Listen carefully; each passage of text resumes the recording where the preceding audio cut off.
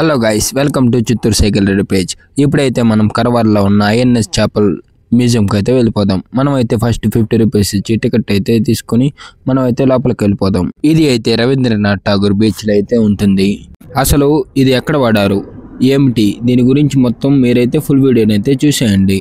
INS చేపల్ అనేది 1971లో Indo Pak యుద్ధంలో అయితే కీలక పాత్ర అయితే పోషించింది. ఈ నౌక పాకిస్తాన్లోని కరాచీ నగరాన్ని లక్ష్యంగా చేసుకొని క్షిపణులు అయితే ప్రయోగించింది. దీనివల్ల దాడి వల్ల అయితే పాకిస్తాన్ వాణిజ్య నగరానికి అయితే భారీగా నష్టం అయితే జరిగింది. ఈ విజయానికి గాను ఐఎన్ఎస్ చేపలకి బృందానికి అనేక అవార్డులు అయితే వచ్చాయి. ఇప్పుడైతే దీన్ని డీకమిషనడ్ చేసి ఎక్కడైతే పెట్టారు.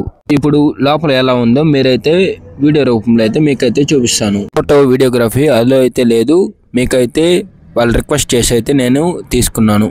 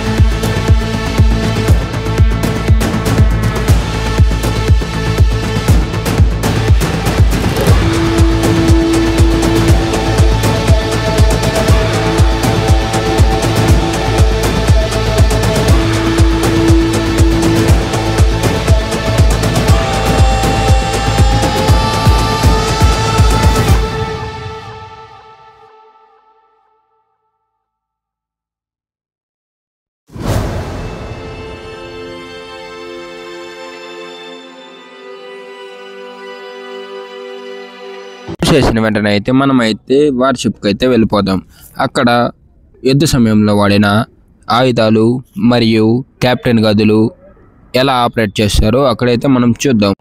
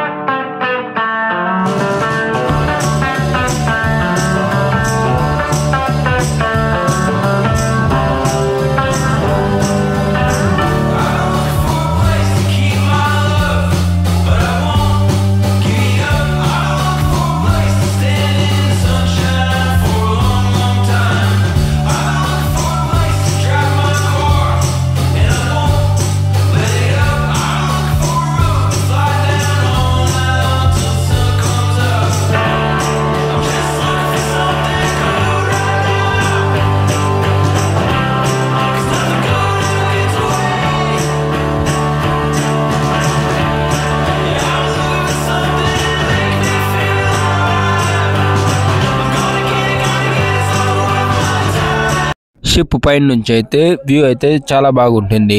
సన్సెట్ వ్యూ అయితే ఇంకా సూపర్గా ఉంటుంది. ఇప్పుడైతే మనం ఇవన్నీ చూసుకొని మనమైతే కిందకి వెళ్ళిపోవాలి. Okay friends, bye. మనమైతే నెక్స్ట్ వీడియోలో అయితే కలుసుకుందాం.